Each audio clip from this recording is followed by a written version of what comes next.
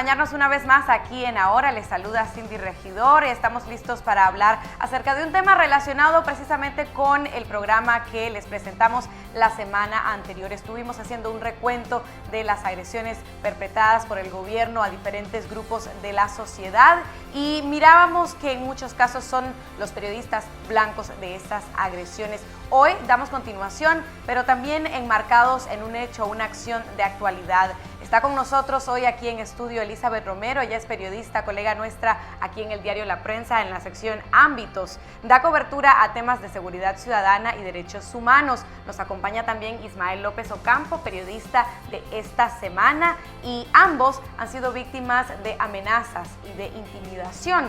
Hemos encontrado también una coincidencia en los casos de ambos periodistas, y es que estas amenazas han venido luego de que ellos trabajaran temas relacionados con grupos armados en el interior del país. Gracias por aceptar la invitación para exponer sus casos, y antes de empezar me gustaría también poner como un dato y antecedente una información revelada recientemente. El 85% de los periodistas en Nicaragua creen que está amenazada la libertad de prensa. Esto según una encuesta realizada en el marco del Estudio Centroamericano sobre Libertad de Expresión.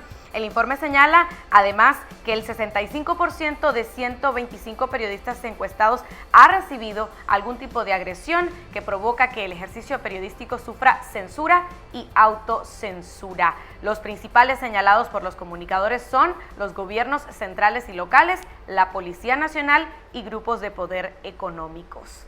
Gracias nuevamente por acompañarnos. Me gustaría, para empezar, que nos comentaran un poco sobre el trabajo que ustedes vienen realizando y cómo también perciben esta situación que en la actualidad se está presentando en Nicaragua, un país que a nivel internacional se percibe dentro del mapa de las organizaciones de periodistas como un lugar en donde hay peligro, pero todavía no estamos como un punto rojo, como otros casos como México, Honduras.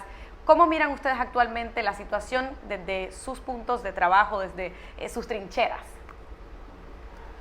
Bueno, yo pensé que iba a comenzar Elizabeth, que es la que está en casa, pero bueno, mira, lo que pasa es que yo creo que las amenazas a la libertad de expresión en Nicaragua no deben de medirse como se mide en el Triángulo Norte, nada más por el número de periodistas asesinados o muertos, pues.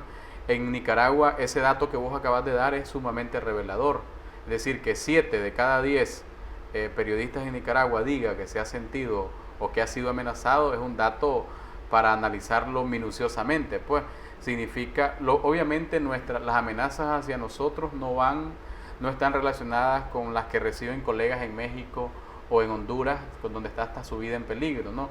Las amenazas de nosotros van desde las agresiones físicas, como han recibido varios colegas, hasta la intimidación y el bloqueo por el acceso a información. Eso por un lado, ¿verdad? Por otro lado, también hay campañas para desprestigiarlo o para atemorizar al periodista cuando el periodista no puede ser captado o intimidado, ¿no? Para dejar de hacer sus publicaciones. Eso es lo que yo pienso que pasa en Nicaragua actualmente. Sí, yo pienso más o menos que te llevan incluso a la autocensura. Muchos periodistas, y eso es una presión también, que muchos periodistas prefieren no decir tal o cual información porque consideran ellos mismos que los podría poner en riesgo. Y eso, pues, yo creo de que es triste, pues, porque muchos periodistas han llegado a eso para evitarse sentirse presionados, porque es parte de las presiones. Eso no se mide, eso nadie lo va a medir, que quién se autocensura. Pero además hay otros tipos de presiones que sufrimos los periodistas, como por ejemplo el hecho de que por trabajar a medios independientes, pues no tenemos acceso a determinadas informaciones, no tenemos acceso a entrevistas, no tenemos acceso a actividades que deberían ser, que normalmente son del interés de la población y que nos deberían de invitar y no nos invitan. Entonces eso es parte de presiones, porque ya no realizas tu trabajo con la objetividad que deberías de llevar, porque no llevas la otra parte y tenés que limitarte a llevar una parte, una versión de los hechos. Y bueno, y presiones como las últimas que yo he estado recibiendo, porque las he analizado y pienso de que eso no es cosa que porque vienen presiones o porque fue un desliz de un periodista, no, eso es parte de un sistema, de personas que le trabajan a un sistema y que tratan de alguna manera enviarnos un mensaje de que te estamos observando, intimidándote. Eso es una forma de intimidarte y que como lo hiciste vos en su momento que denunciaste, yo decidí denunciarlo también porque yo consideraba que callar, si yo callaba, me convertía también en cómplice de quienes, difamándote, te quieren silenciar. Hablaba de autocensura, y la autocensura se produce cuando hay miedo. Yo quería preguntarles, ustedes tocan temas delicados a lo largo de su carrera periodística, han tocado temas muy sensibles que incomodan a muchas personas, a muchos grupos de poder. ¿Han sentido miedo en algún momento cuando les toca abordar estos temas sensibles? Yo te mentiría si te diría que no he sentido miedo. Yo creo que miedo sentimos todos. Lo que pasa es que a veces uno hace un balance entre qué puede más, si el temor o el interés de tus televidentes, de tus lectores, que es a quien finalmente nos debemos los periodistas, por informarse sobre una información, valga la redundancia, que es de interés público. Yo creo que también, Cindy, la autocensura existe. Es decir, los periodistas nos autocensuramos, ya sea porque no hemos podido documentar bien un tema, porque no hemos tenido el acceso a esa información, ya sea porque no nos atrevemos a publicar sin tener la otra parte, ¿no? Para ligarle un poco lo que decía Elizabeth, que no sé, a nosotros los periodistas nos enseñan en la academia que debemos de llevar las dos versiones, pero ¿qué pasa cuando el aludido o la persona que estamos mencionando en nuestras notas se niega a hablar con nosotros? Porque eso es parte de su estrategia, no hablar, pues.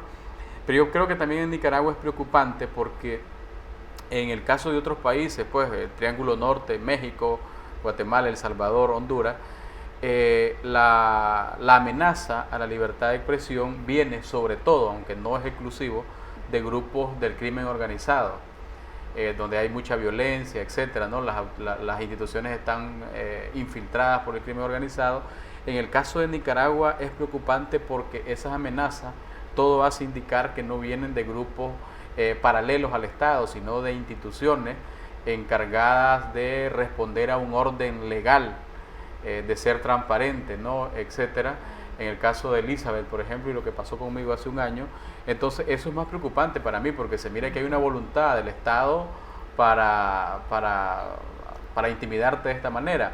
Contrario a lo que pasa en otros países, que no necesariamente es una voluntad del Estado, sino de funcionarios locales, municipales o estatales que han sido infiltrados o captados por el crimen organizado.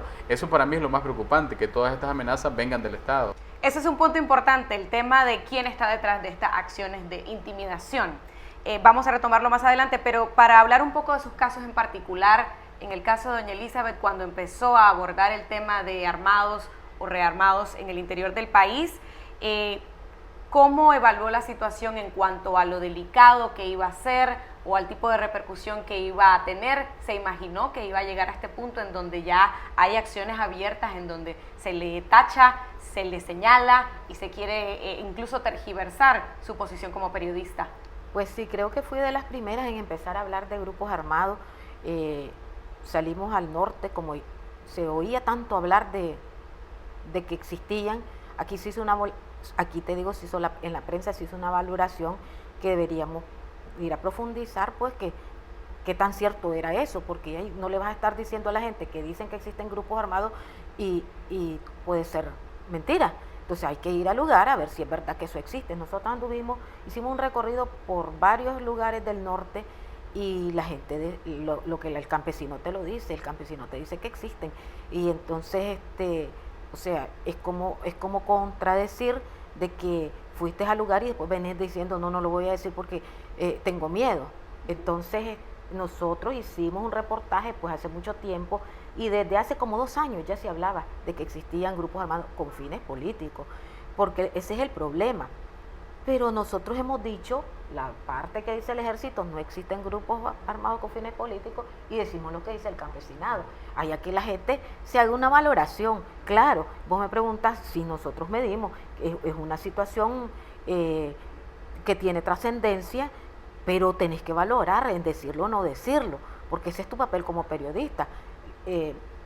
fuiste a hacer un trabajo, oís las opiniones de la gente, oís que la gente lo que te explica es gente adulta, gente seria, gente responsable que no te va a mentir. Además, ves algunas señales que te indican que lo que dice la gente. Testimonios que coinciden. Es verdad. Entonces, vos haces como periodista, ¿qué es lo que te toca? Hacer tu valoración y después decidir si lo que fuiste a ver lo tenés que escribir o que no escribir. Porque una cuestión es de que vas al campo y venís y escribís lo contrario, entonces sí sos mentiroso.